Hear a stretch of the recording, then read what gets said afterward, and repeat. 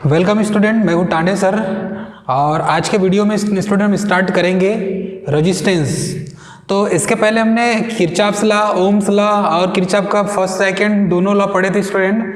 अब आज जो देखेंगे हम रेजिस्टेंस देखेंगे।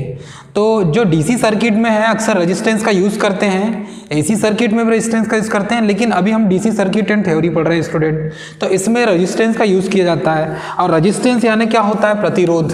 तो स्टूडेंट रेजिस्टेंस के बारे में पढ़ेंगे, रेजिस्टेंस के बारे में हम पढ़ेंगे स्टूडेंट। तो ये जो रेजिस्टेंस है अर्थात इसको कहते हैं प्रतिरोध। क्या कहते हैं? प्रतिरोध स्टूडेंट। अब ये प्रतिरोध क्या होता है इसके बारे में जानेंगे हम। तो जो पदार्थ, कोई भी पदार्थ हो, उसकी सेल्फ रेजिस्टिव प्रॉपर्टी होती है। प्रत्येक पदार्थ के अंदर ये सेल्फ रेजिस्टिव प्रॉपर्टी होती है स्टूडेंट, कि उसके अंदर का गुण ही है कि उसके अंदर रेजिस्टेंस विद्यमान होता है। तो प्रत्येक पदार्थ के अंदर की सेल्फ रेजिस्टिव प्रॉपर्टी होती है। प्रत्येक पदार्थ की स्वयं की रेजिस्टिव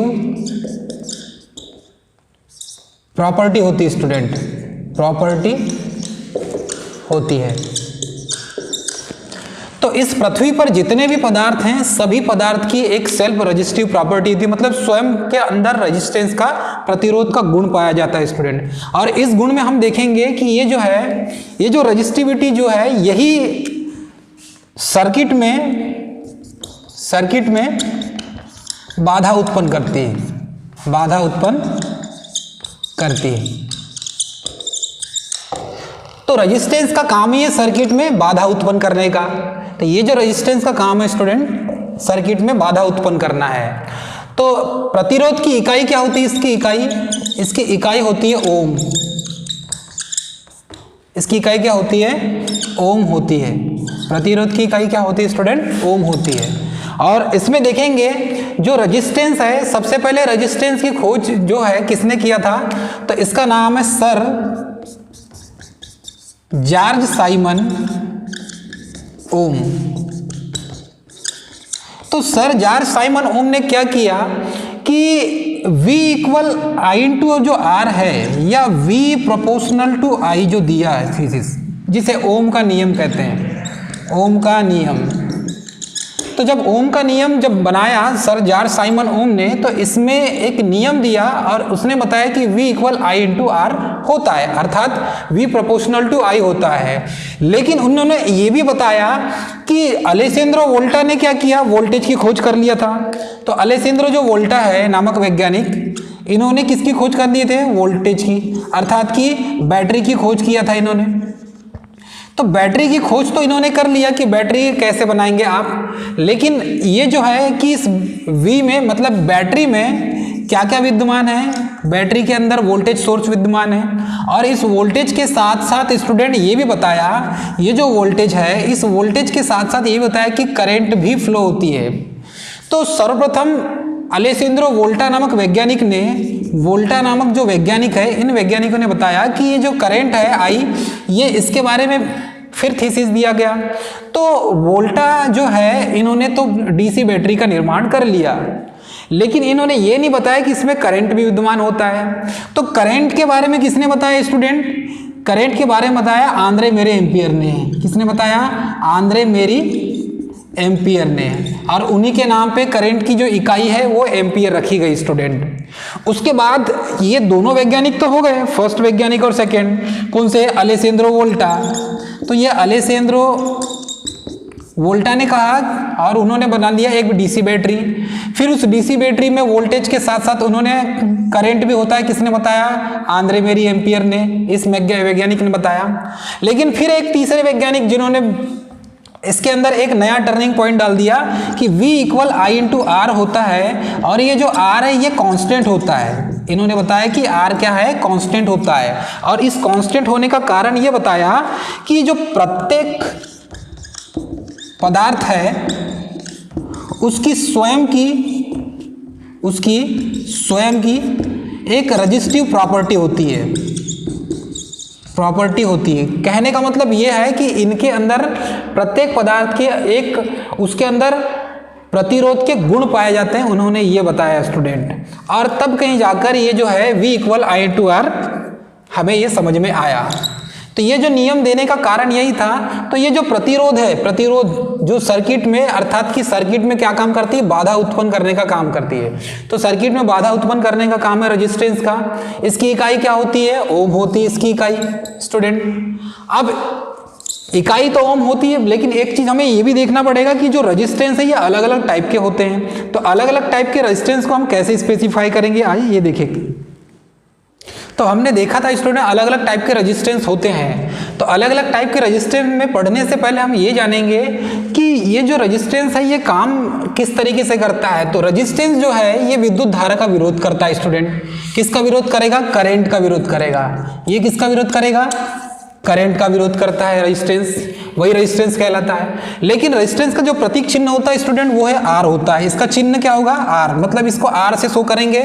और हमेशा रेजिस्टेंस का जो आकार है या साइज है, रेजिस्टेंस का जो भी साइज होगा वो किस पर डिपेंड करेगा स्टूडेंट, पावर पर, अर्थात किस पर डिपेंड करेगा, शक्ति पर डिपेंड करेगा स्टूडेंट। उसके आकार मतलब साइज पर डिपेंड नहीं करेगा। तो रेजिस्टेंस का जो आकार या साइज पर डिपेंड नहीं करेगा, वो किस पर करेगा, उसके पावर पर, अर्थात उसके शक्ति पर डिपेंड करेगा स्टूडेंट।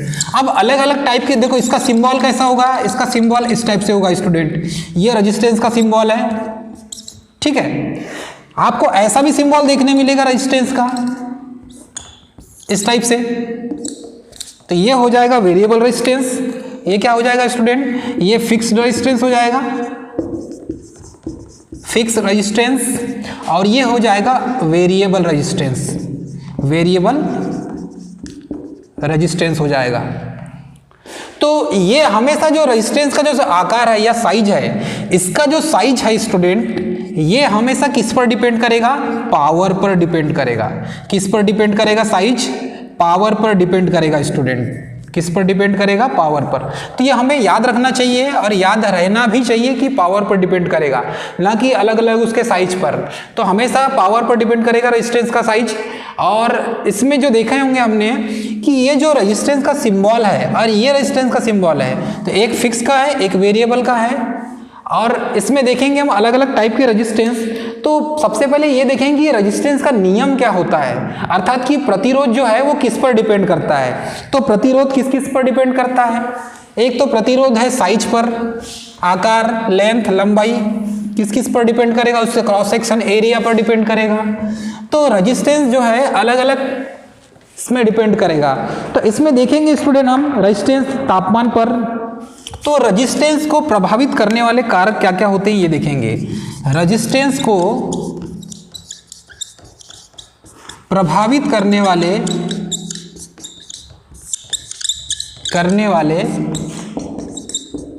कारक, तो रेजिस्टेंस को प्रभावित करने वाले कारक कौन कौन से होंगे ये देखेंगे। तो रेजिस्टेंस को प्रभावित करने वाले कारक कौन कौन से हैं, एक तो सबसे पहले तो लेंथ अर्थात लंबाई,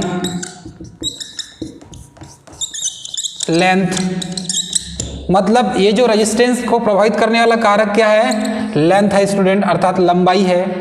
वैसे ही आकार, जो क्रॉस सेक्शनल एरिया होता है स्टूडेंट, उसे भी देख सकते हैं हम। जो क्रॉस सेक्शन एरिया होता है उस पर भी डिपेंड करता है। तो लंबाई, दूसरा तापमान पर, दूसरा किस पर डिपेंड करेगा, तापमान पर, मतलब कि तापमान पर, जिसे टेम्परेचर कहते हैं। तो ये टेम्परेचर पे डिपेंड करेगा। उसके बाद थर्ड है क्रॉस सेक्शन एरिया, ए मतलब अनुप्रस्थ काट क्षेत्रफल, अनुप्रस्थ काट क्षेत्रफल। यदि इसे स्पेसिफाई करना है तो इसे कैसे स्पेसिफाई करेंगे, लेंथ को L से शो किया जाता है, मतलब कि जो कंडक्टर का रेजिस्टेंस होगा या कंडक्टर होगा, ये कंडक्टर का सिंबल बना रहा हूं स्टूडेंट में। अब ये कंडक्टर की कैसे शो किया जाता है ये देख लीजिए। ये हो जाएगा उसका अनुप्रस्थ काट क्षेत्रफल। क्या होगा, अनुप्रस्थ काट क्षेत्रफल। तो ये क्या हो जाएगा, A, अनुप्रस्थ काट क्षेत्रफल, ठीक है। ये हो जाएगा इसकी लंबाई L। तो इसके और इसका तापमान जो temperature R equal rho L upon A, इसका फार्मूला है स्टूडेंट। चलिए अब इसे हम समझते हैं। तो ये L कौन सा हो जाएगा, लेंथ। तो ये लेंथ L हो गया स्टूडेंट, लेंथ क्या हो जाएगा, L। इसका अनुप्रस्थ काट क्षेत्रफल कौन सा हो जाएगा, ये हो जाएगा, मतलब ये वाला जो अनुप्रस्थ काट क्षेत्रफल वाला भाग होगा, तो इसे क्या शो करेंगे हम, ए से शो करेंगे।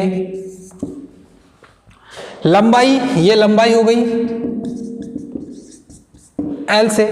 अब इसका तापमान, मतलब ये जो चालक है,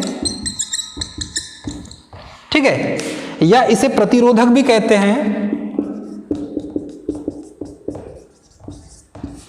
तो इसका जो तापमान होगा, अर्थात इसका जो टेम्परेचर होगा, टेम्परेचर, तापमान, ये तीन चीज पर डिपेंड करेगा। पहली बात तो एक तो लंबाई पर, दूसरा तापमान पर, और तीसरा अनुप्रस्थ काट क्षेत्रफल पर। तो इसका जो फार्मूला बनता है स्टूडेंट, ये फार्मूला बेसिकली बहुत बार पूछा जाता है, और इसका जो फार्मूला है R इक्वल रो एल अपान ए। तो अनुप्रस्थ काट क्षेत्रफल ये हो जाएगा, ए हो जाएगा, एल लेंथ हो जाएगा उसकी लंबाई, ठीक है, और ये रजिस्टिविटी होगी इसकी, क्या होगी, रजिस्टिविटी होगी। तो इस फार्मूले से हम क्या निकालेंगे, आर निकाल सकते हैं, ए निकाल सकते हैं और एल निकाल सकते हैं। तो रजिस्टेंस को प्रभावित करने वाले जो कारक है स्टूडेंट, वो अलग अलग टाइप के होते हैं, और मुख्यतः ये तीन चीज पर डिपेंड करेगा, एक तो लंबाई पर, दूसरा तापमान पर, और तीसरा अनुप्रस्थ काट क्षेत्रफल पर। और चौथा जो होगा स्टूडेंट, इसमें होगा पदार्थ की प्रकृति। तो इसमें चौथा क्या हो जाएगा स्टूडेंट, पदार्थ की प्रकृति पर। तो पदार्थ की प्रकृति मतलब नेचर ऑफ सबस्टेंस। तो नेचर ऑफ क्या हो गया, सबस्टेंस पर। तो नेचर ऑफ सबस्टेंस पर भी क्या करता है, रेजिस्टेंस डिपेंड करता है। तो प्रभावित करने वाले जो कारक हैं, इनमें से चार कारक हमने बता दिया, चौथा कारक है पदार्थ की प्रकृति पर, तो नेचर ऑफ सबस्टेंस पर। यदि आप क्या करेंगे, आर और एल, तो लेंथ जो है, ये लंबाई जो है रेजिस्टेंस के प्रोपोर्शनल में होता है, अर्थात कि ये जो आर और एल है इसके क्या होगा, अनुक्रमानुपाती होगा। तो R is proportional to L होगा स्टूडेंट इसमें। वैसे ही सेकेंड है तापमान, टेम्परेचर। तो टेम्परेचर क्या है, यदि आप रेजिस्टेंस को बढ़ाएंगे, आप यदि रेजिस्टेंस को बढ़ाते हैं तो टेम्परेचर भी बढ़ेगा स्टूडेंट, रेजिस्टेंस को बढ़ाएंगे तो टेम्परेचर भी बढ़ेगा, या आप रेजिस्टेंस को कम करते हैं तो टेम्परेचर भी कम होगा स्टूडेंट। ये दोनों नियम इस पर लागू होंगे। यदि हम रेजिस्टेंस को कम करते हैं तो टेम्परेचर भी कम होगा, यदि हम टेम्परेचर को बढ़ाते हैं तो रेजिस्टेंस भी बढ़ेगा, अर्थात रेजिस्टेंस को बढ़ाएंगे तो प्रतिरोध भी बढ़ेगा स्टूडेंट। थर्ड है आपका अनुप्रस्थ काट क्षेत्रफल, और अनुप्रस्थ काट क्षेत्रफल में ये जो चालक है, ये चालक का यदि एरिया हम बढ़ाएं, ये जो एरिया है इसको मोटा कर दें, मतलब और बढ़ा दें हम एरिया, क्रॉस सेक्शन एरिया, तो यदि एरिया को हम बढ़ा दें स्टूडेंट, तो हमारा जो रेजिस्टेंस है वो क्या हो जाएगा, कम हो जाएगा। ध्यान से सुनिए, यदि हम एरिया को बढ़ा दें तो रेजिस्टेंस क्या हो जाएगा, ऑटोमेटिकली कम हो जाएगा। लेकिन हम एरिया को कम कर दें तो रेजिस्टेंस क्या हो जाएगा स्टूडेंट, बढ़ जाएगा।